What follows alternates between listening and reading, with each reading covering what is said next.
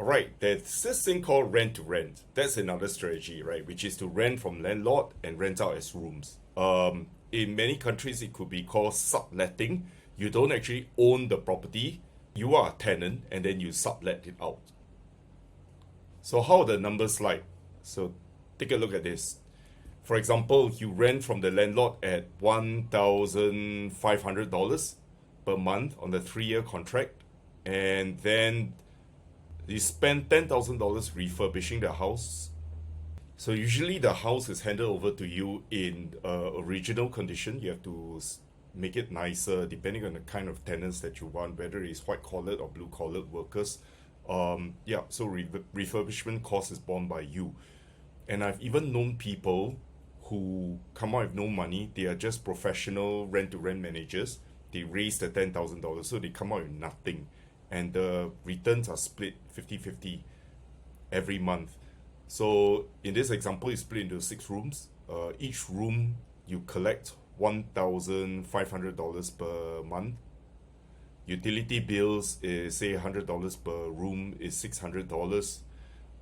Now, utility bill, obviously, this is the biggest risk, yeah. In many countries, there is no cap legally on the utility bill you have to pay. And I know there are many ways that you can tell the tenants that beyond that you have to pay, but some countries have tenancy protection rights, so you pay whatever they have. You can fix a thermostat, then there are many ways to go around it.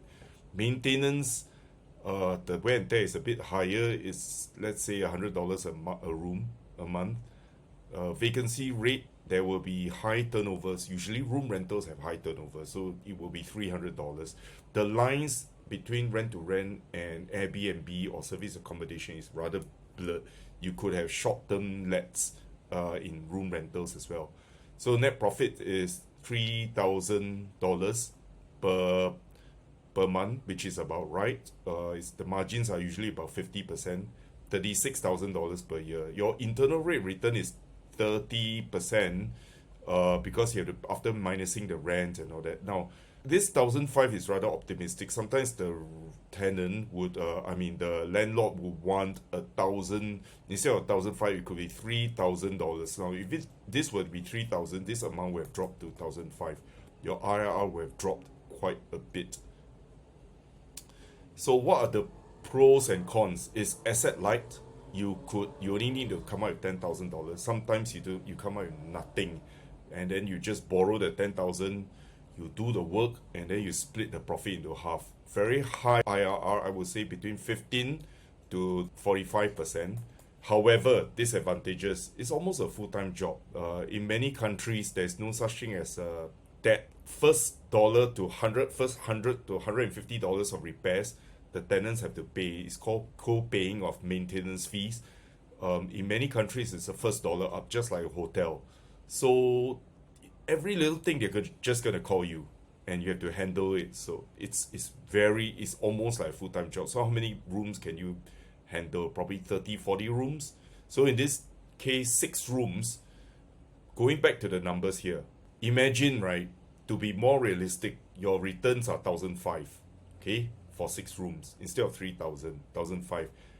If you come out with $10,000 yourself, okay, per month is 1,500, right? You need 6 rooms. So let's say you need 18 rooms, you get $4,500 of income. Is that enough for you per month? 36 rooms, it becomes $9,000 per month of income. Okay, but you have to come out with $60,000 of capital. Well, it's still okay. $9,000 times 12. Let's say 9,000 times 12 is 108,000, and you only come out with 60,000. First year, you already made some money, right? Or you can come out with no money, okay, and you only earn half the amount. So for only 4,500, come out with no money because you get half of this, right? You have to split with the passive investor, and it's still good. Okay, the passive investor may come out with 60,000, but then 4,500 times 12 is 54,000. 54K. First year already almost broke even for the passive investor. He comes out with 60K, he gets 54. in the 3 years is 162,000, right? 162,000 minus 60,000, his profit is $102,000. So what is the return to him? 102,000 divided by 60 is 70%, okay? Divide by 3 is 23% return, which is still not bad for the cash investor. He does nothing and split 50-50, right? For you is infinite returns because you're doing work here. So but then is it enough? 36 room, maybe you want to manage 72 rooms. Is it a lot of work? 72 rooms is really a lot of work, because half the time I can tell you you're dealing with tenancy rollover, acquiring new tenants to fill the rooms. So it depends. Is it very scalable? It takes out a lot of your time. It's not my cup of tea.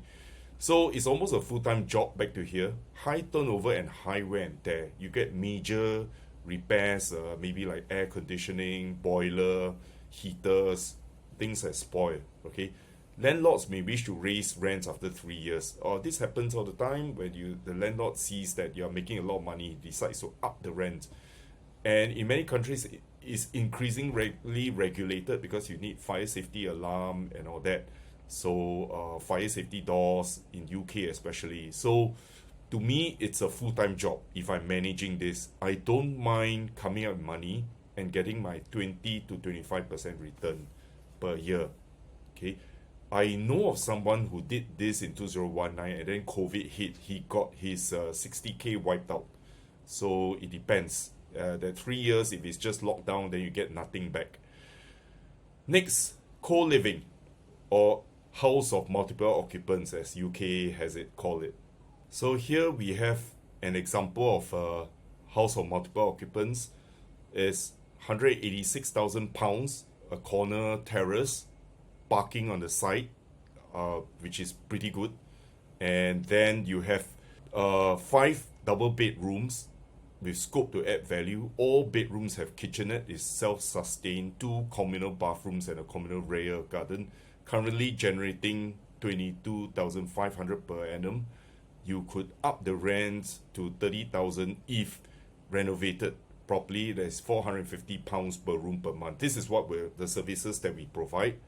And this is the look of the rooms. They're all self-contained with little kitchenettes. And in this case, location is pretty good. Okay, we do a locational studies, property size and all that. And then 13 minutes walk to the hospital, which your tenants are captivated. 7 minutes drive to a retail park. So you need to know where your tenants are coming from. Very walkable distance, walk score of 68. And then we look at the type of tenants that you have, because it's owned outright is close to 45%, and then you have 25%, and then you have almost 50% owned with mortgage, with private landlord. There's very little social housing. So this kind of housing type, socio-economic status is what we like. 55% white collar, ABC1. Okay, in this case dark blue and light blue. So this is what we like. Valuation £190,000. So we are buying below market value. Sales comparables, we have done it. And then we did even an internal rate of return. And when we key into the software, we get a 5.6% cap rate, which is the operating income over the total purchase price. Internal rate of return 18.6%. So our assumption of 5% capital appreciation, rental growth of 5, annual inflation 3, occupancy rate 95. The annualized return or CAGR is about 18.6. So that's pretty good already, right? Assuming that you did not refinance at a higher level when the price has gone up. So this is how we analyze a deal. In summary, very good demographics. We always try to look for something that's very near tenants, potential to add value, to modernize throughout, below market value, close to a hospital. So rooms rental, co-living or HMOs have many pros, and there are some cons as well. Of course, the cons will be that you cover the utility bills, it's not capped. However, the rooms, when you break it up into smaller rooms, the rentals tends to be much better. The turnover might be higher, but the returns generally are better than a single let. Okay, and also when you have land on the site over here for development, there tends to be parking and all that. I will hold this as quite a valuable thing to have. Okay, so there in the front lawn there is also parking space available. So these are the things that we look out for. At the back there's a garden. So co-living is one valid strategy, or HMO. Next, service accommodation, or rather Airbnb. The advantages of service accommodation is much higher cash flow. Room rates can be $150 per night. 1 month, assuming 75% occupancy rate, it can be $3,375 versus a simple buy to letting out to one single person is $1,500. No tenancy protection laws. In the Western world, it is increasingly difficult to evict tenants. You must give a lot of notice periods and valid reasons. So when you deal with short-term accommodations, these are not problems. No Section 24 in UK are going through some legal changes where they tax you at the gross rental level, but in this case, it's considered vacation rentals. So one key to successful service accommodation, it must be central location, apartments, 1 to 2 bedrooms. Apartments are very, very suitable. So it's rarely 3 bedrooms, but to be honest, when I go out and when I travel, I look for Airbnb or service accommodation. If I go out as a group, bunch of friends or a family, usually I'm looking for 3 and above, which is quite rare. So I think it works as well. Okay, disadvantages is very seasonal. The income can really drop a lot. 50% occupancy in lull periods and 100% in peak periods. Room rates can drop to 25% during lull periods. High wear and tear, prepare for 15% of gross rent.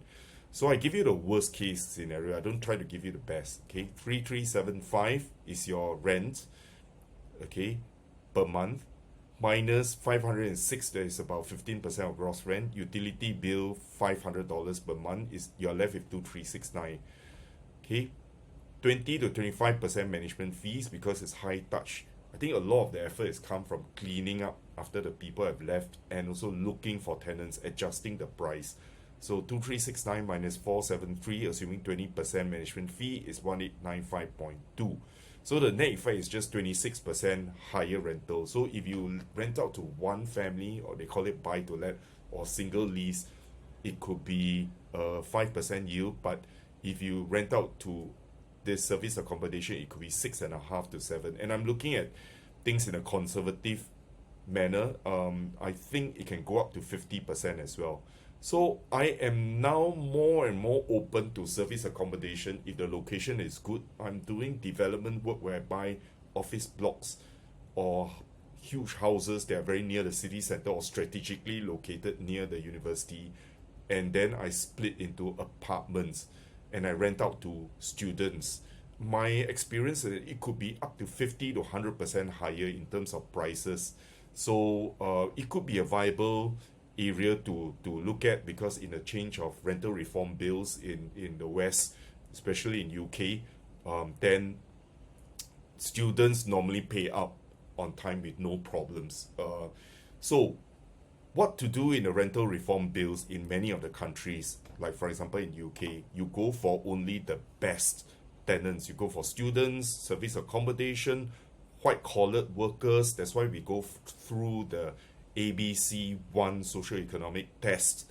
We don't want to rent out to blue-collar, but no disrespect. I mean, they can be very good tenants as well for blue-collar tenants, but we decide to go through that level.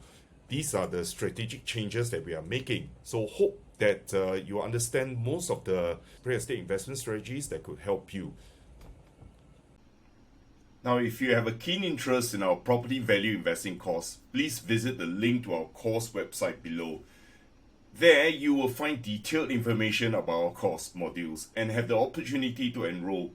By joining our course, you gain access to our exclusive course chat group where I will personally address your inquiries and provide guidance.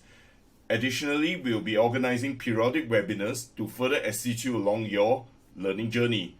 Rest assured, We are committed to supporting you to the best of our abilities. Titanium Synergy is a joint venture between Josh and myself. Josh, who is based in the UK, specializes in assisting individuals in finding properties within the UK market. He offers mentorship and guidance to help you build a robust property portfolio. We would love to have you join us on this journey. If you enjoy our videos and find them useful, please subscribe to our YouTube channel and follow us on social media for regular updates.